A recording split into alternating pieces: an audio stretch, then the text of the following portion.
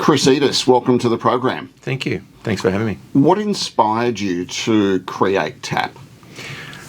Well, partly out of sort of the necessity to find something else to do with our business when COVID hit. So I'm not going to lie, it was definitely driven by a little bit of a panic moment of, what we've been doing to help media grow for, it was about 12 or 13 years, suddenly was just off the table for a bit. So you weren't on your own there too, by the way. Right, I know. So, it prompted us to sort of have a look around. And we wanted to start right where we were, which was in our own space in media, and say, right, what's next? What does this mean to the business, to the whole space? And we realized pretty quickly that there was this massive gap, technically, in the process of media. In other words, on the ad side. In other words, we'd made so many, technical advancements on the content side. In fact, COVID really drove that hard. Like, everyone was suddenly at home and we wanted content, right? We wanted to consume like crazy. So that was accelerating at a rapid rate. And the way you could access news, entertainment, anything you needed, on demand, on your own terms, with or without ads, had become a reality. But if you wanted to get ads into it, if you're a business and you want to get advertising into that content, nothing had changed. It was still just as hard as ever. And it just meant, and now we were doing sort of non-face-to-face business, right? It was, and you were used to doing face-to-face. That's exactly right. The whole model was still very much, and it is still to a certain extent built on that face-to-face and relationship model. But we realised that was going to change too. So what was missing was the tech, the ability for somebody to be able to sort of pick up a phone or pick up grab a desktop or a whatever laptop, and go, okay, I need to get some ads away. So where do I start? And there was some attempts in different categories. There's definitely been, TV, in particular connected TV, which is a lot easier if you think technically to connect through to the buyer. There'd been some work in that space. Even obviously with digital outdoor, similar reasons, the ability to be able to sort of connect all those screens and then therefore be able to buy them in a more seamless way. Programmatic advertising buying had become a big thing on the digital side. So if you wanted to reach a certain type of audience, you could get on, you could buy a campaign that would programmatically source out, find your ideal customer and get your message to them somehow in some online space, right? Yes. Who knows where? I mean, that became the big issue is that sort of the transparency of that side of things. So there was a lot of tech around, and some of that tech had tried and looked at different areas of traditional media, but hadn't quite cracked it. And we thought we'd have a go. And so how did you go from concept, I think this might work, to actually building a business? Take us on that journey. Well, fortunately for me, I'm a media guy, and the people around me were all media people trying to help media, grow and do their thing. But we'd already been messing with some tools. We already found, I had a bit of a head for it, and we'd already been developing some ways for a lot of media to interact with clients and internally. So I'd already had to play around with some software creation. So I started there, reached out to some contacts and said, I got this crazy idea, what do you think? And we just started from there. You are crazy. We literally just started building it. I mean, it wasn't even fully thought out yet. We knew we needed to try and do something to show people what we were talking about and how we think it could work. And immediately we came across a mountain of challenges. The sort of things that probably that would just hold most people back. It would stop them right there and go, no, this can't be done. This is too hard. Such as? There's no way you could put radio and TV on the same buy, or outdoor for that matter, or, how does newspaper come into it and the online side of that? And how could you possibly put all of that into a sort of one buying platform where it's kind of behaves the same? That was the first challenge is, how do you get any of those? And all media will tell you, oh, no, I don't think it'll work in our space because, we're a bit more complicated, or it's a bit more of a consultative process. We need our experts to sort of sit with you, to understand your needs and get... It doesn't work. It doesn't work like that. Exactly right. It doesn't work like that for us. And so we had to sort of, step away from that and go, okay, we can see the challenges in media. It's the reason it hasn't happened yet, right? It's the sort of media's own, kind of paralysis by analysis, you know what I mean? They look at it and it gets too hard. And anyone that's coming from non-media, from a tech side, who would be far more capable than we were at that stage, didn't understand media enough to have a go, to figure it out and solve those problems. Yes. And so with Tap, what have you actually created? Can you describe the business to our listeners? So what we did, we thought, okay, this is going to happen. This is going to unfold. There's going to be a lot of good tech come into this to help solve this part of the process, the buying process. And we saw it already happening where it would be in certain categories, right? But what we thought was why not, rather than pick a category and have a go in there, let's think a bit further ahead. It's not about where we are today or even in 5 years or even in 10 years. Where will we be after that? What's going to happen? All of that stuff's going to amalgamate and wash out, and no doubt someone's going to come in and go, listen, you're making it a little easier for the advertiser because you're bringing buying to online. But at the end of the day, the buyer still has too many choices. So we thought that's going to be the ultimate solution, is where it all comes together.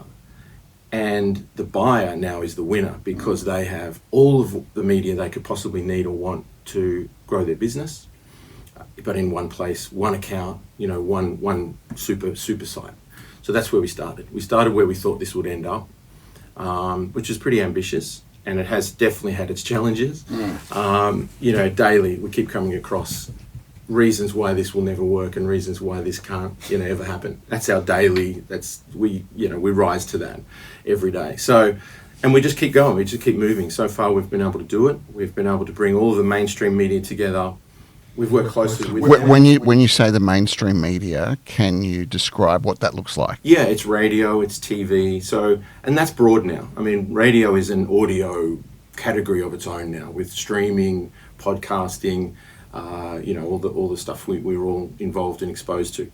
TV is obviously much broader than it used to be. There's your traditional free-to-air, linear, as they call it, TV. But of course, then now there's connected TV and streaming services that we're all into. So, very big, broad categories.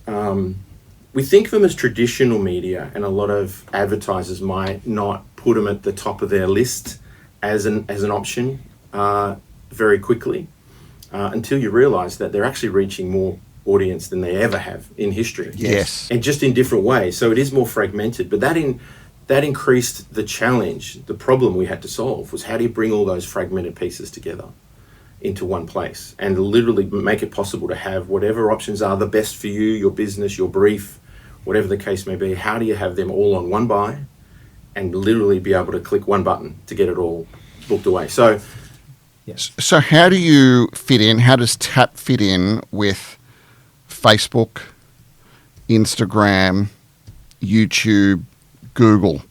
Where's the area that Tap plays in? Well, this is a really important question.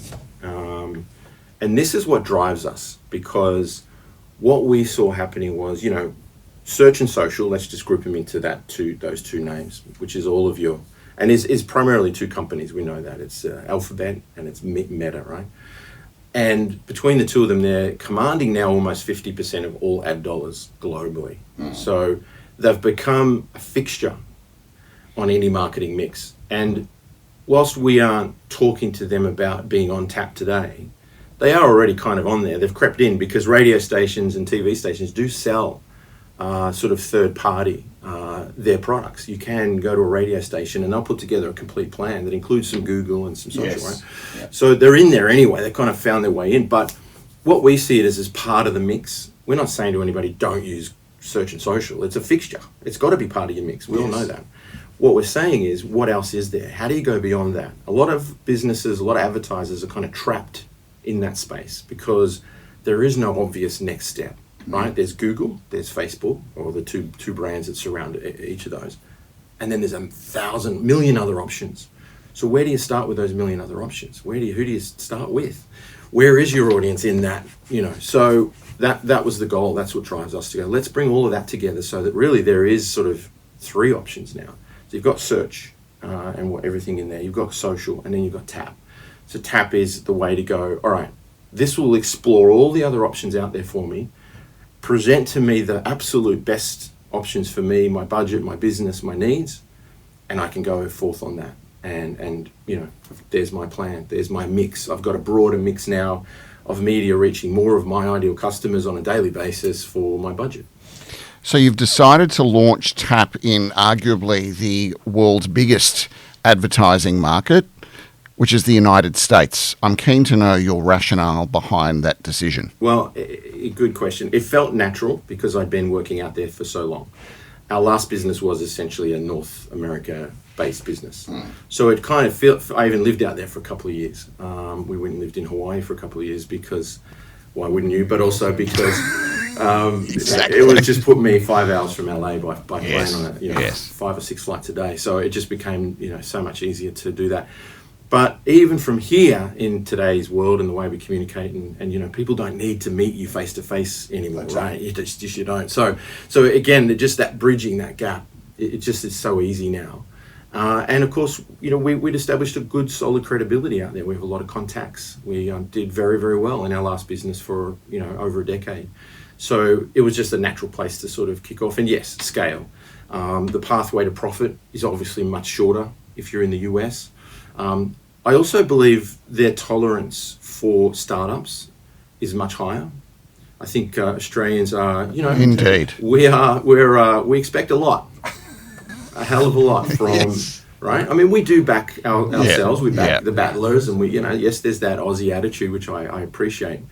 But we do have, I think most ideas that made it somewhere in the world that found their way to Australia were already pretty well advanced and at a pretty high level. So our exposure to new things has a very high standard sitting to it. So, it's a great place out there to have a go at just about anything. And they go, hey, look, it works. Let's keep going here. This is good. And because of the scale, because of the, the ability to, I guess boost your effect, right? I mean, it's the multiple of return on effort is so much higher there. So you can afford to maybe even make a few more mistakes and learn. And so it's been we've done a lot of research here in Australia. We spoke to a lot of media early on. We felt like we had a handle on it. We took our thinking to the US. We adjusted it, which you would expect. And then we implemented it. And it's, so far so good. It's done very well. So Chris, what is the customer journey using Tap? If I'm a Bunnings of America or a Harvey Norman of America and I'd like to do an advertising campaign, can you take us through that customer journey from here's my budget, I'm keen on some advertising, I'm on Tap, where do you go from there? Yeah, well, this is the AI, right, that's come into play. Yes. Which in our very first couple of versions, we didn't have AI, right? It was a couple of years back. And our first, so just to go back just very, very briefly before I answer that, our first step was we knew that media needed a solution, and they're a pretty competitive mob, right? They're not going to necessarily feel comfortable that they're all in the same pot together and they may or may not win the buy. They're already in that situation in life. They don't necessarily want to go investing in tech that's going to make that even worse. So our first step was to give them their own white label version, right? Here's a version of Tap you can plug in and just switch on and start trading online under your own brand. And so that's how we built our market share. So we have, the 50 or 60 now media options that are on Tap are all, if you like, buying direct with the media company through their own portal that we've supplied to them. Tap.co is the next step, which is kind of like, I think of all those media options as their individual storefronts, as they say in the US. And Tap comes in over the top as like the super mall, as the one point that, its own brand, that if you find it, you can then find all of those media options in the one place. That's how it all comes together. And so that's the experience that we're aiming for the advertiser. The journey is either I do this all the time, and it does take a long time, and I'd love to find a quicker way to do my business. Or I don't do this a lot. I have been pretty stuck in the search and social world with my advertising, and I need to venture out. I don't really know where to start, so you can go to Tap and you go there. And so Tap's AI has been amazing. I mean, our head developer is just a genius young Sydney guy. who has got his head around this stuff so well, and we are constantly, daily finding out more and more about what it can do, and being careful. It's our own internal data. This is not an AI tool that goes out to the world and comes back. It stays within the world we've created, and it's amazing. So you can either, if you don't know what you're doing, you can ask Tap, and it'll tell you, here is the campaign that would be best for your business needs, based on what you've just asked me. But if you do know what you're doing, just tell Tap, and it'll give you exactly the plan, the layout, the options that you have, that meet your brief, that meet your, answer your question. And will your AI optimize that to say, have you thought about this? These are the results that we're getting. Maybe consider a little bit of outdoor or some radio as well? Yes, and not so much results as in what's working for any given advertiser. We're not sort of bringing that to the AI yet. We'd like to, the sort of attribution side of how do you, what works best for this kind of business is next for us. And we're getting close to that. Where we're at right now is being able to say, okay, you're going to have certain criteria. It might be budget. It would be location. It would most certainly be target audience, which is where most of our work is done around the type of business, the type of customer you're trying to impact with your dollar. And it'll do that. It'll tell you exactly what media mix. So you think of it as a media mix, AI. It'll just bring to the surface for you the best mix for your criteria. And is there a level of, early days, but is there a level of sophistication within the AI to give you the best possible result? There is, because what you realize when you start working with AI is that it'll do as much thinking on its own as you let it. Yes. So you're balancing off, let it do its thing, don't try and outsmart it, but also run wild. Yeah, that's right. On the other side is what do we know works, and what is the right way to answer a great brief, and bring the two together so the AI is on track. I think that's what it is use the power of it, but also feed it to the extent that it does stay relevant and on track. And that's what it's doing. So you can literally say to Tap, I just need to reach, mums and dads in, busy families in the Tampa area in Florida, to sell more of whatever it is I sell. More widgets or whatever. And it'll just go, well, here is a great campaign. Here's a plan ready to go. You can literally click out at that point, check out, and take that plan. Or it'll say, what is this good enough? Is there more we can do for you? Yes. And you can sort of then go into a conversation with it, and it'll tell you more. It'll give you more or less of what you've asked for. And that's what the customer is doing. Yes. Yes. That's the customer experience. And how are you coalescing with media buyers, sales reps that already have jobs? Yeah. How are you all sort of playing together in the sandpit? Well, this is interesting. Any new technology or any new startup, it's going to be challenging something, right? It's going to be disrupting. We're part of media. We don't want to disrupt our own selves in a negative way. We want to only impact it in a positive way. So we're looking at this from the point of view of the customer experience with media. Yes, media needs to change the way it does business to make it easier for the customer, for the buyer, the advertiser. And isn't that what it's all about? If you want to make selling anything in life easier, then make buying it easier, and you're just about there.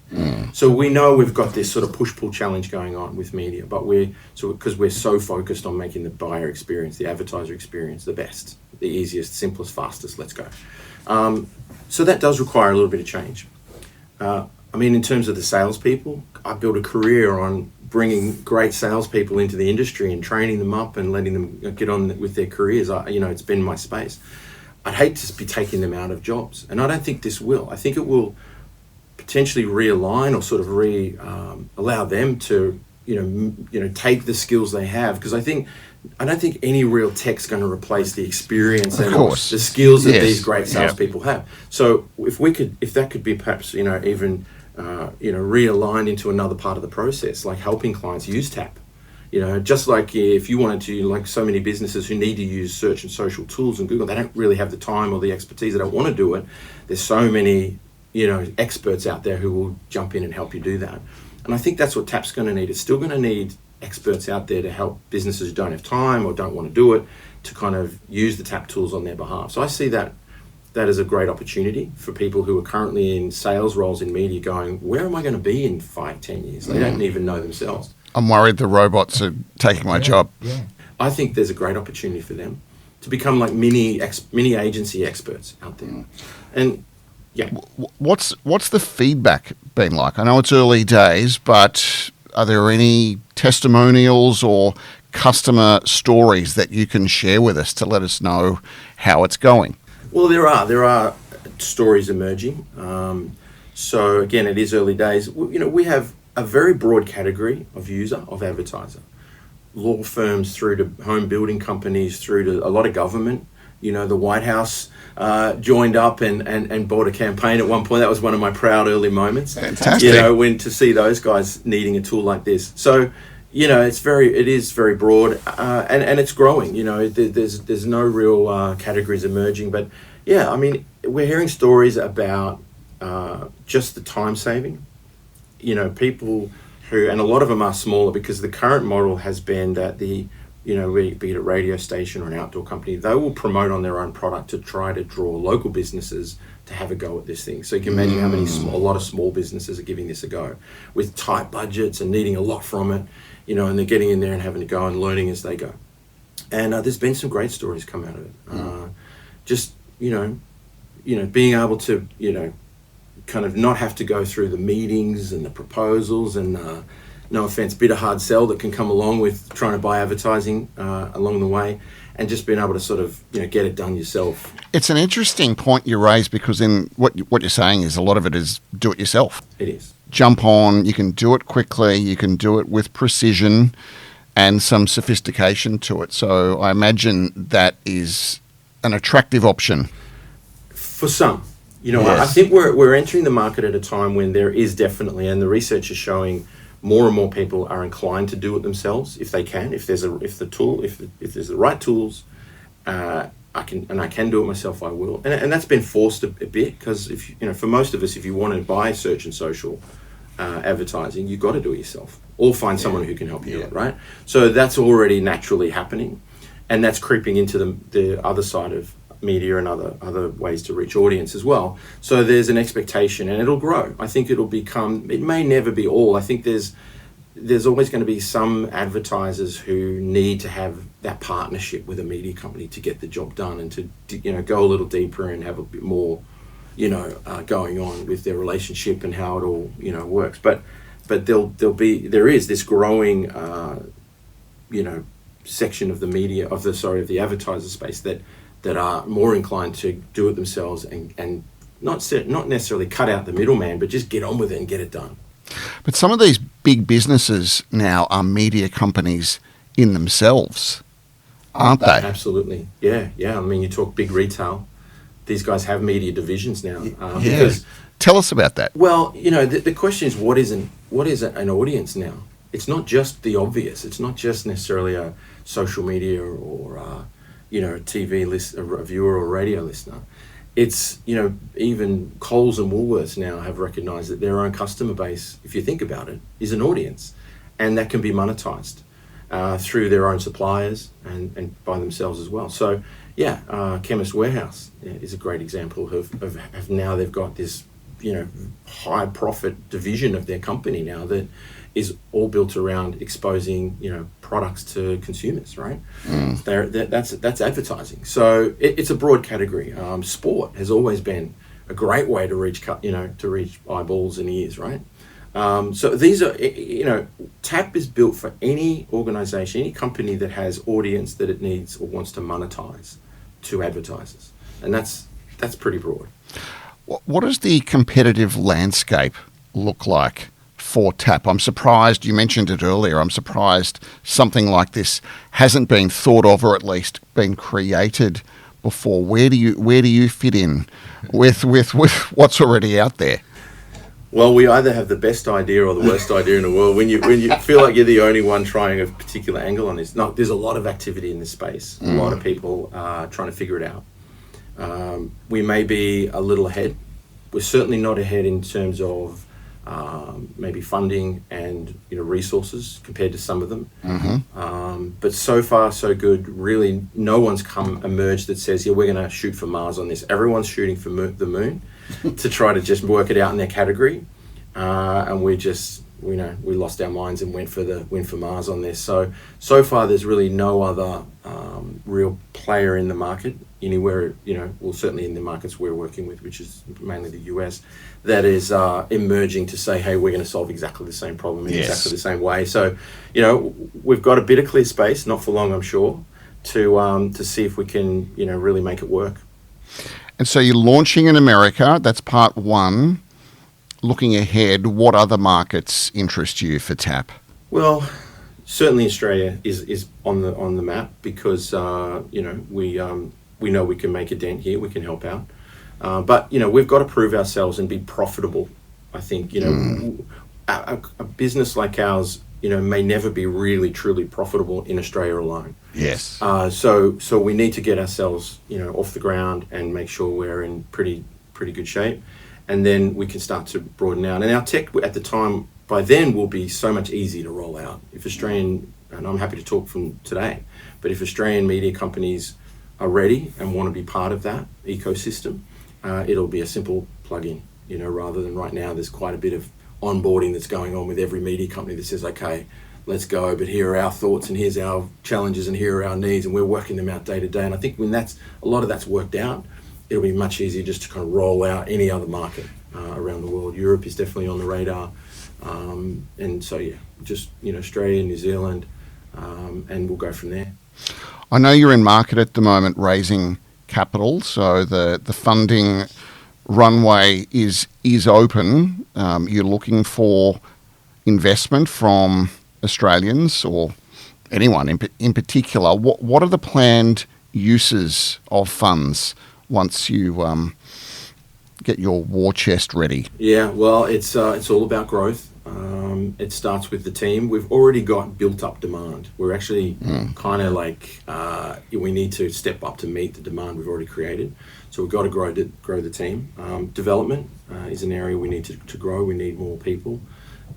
Ideally based in Australia. That may not be the most popular way to build a dev team at these days, but I'm very proud of what we've already achieved here in Australia, and I want to keep going. I want to build as much of that out of here as we can. A bit like the Canvas story, you're going to involve whatever resources you need to involve along your journey, but as much of that as we can do here, I think is better. And yes, business development work. We need to become, once the Tap.co brand really starts to take off, we need to market the heck out of that. It needs to be that sort of just as ubiquitous as a Google and a Facebook or Instagram as far as advertising options go. We need to be there. So that's going to take quite a lot of marketing, to get there. So they're probably two key areas, in which it's just about growing the team that's supporting that. So you're the new little Aussie battler. Taking a bite out of the US. Well, that's the plan. I would be proud to be described that way. Yes. I see it as building this thing on Aussie brains and US brawn. I hope that doesn't offend anybody. I don't think so. I do see it that way. I really do, and I'm proud of that. I'll be spending a lot of time in the US in the next few years. There's no question about it. But I'd like to think that we always have this sort of the roots are here. Chris Edis, great to have you in the studio today. Thank you for your insights. We wish you well in the months and years ahead. Chris Edis, the founder and CEO of Tap, good luck and all the best. Thank you, Justin.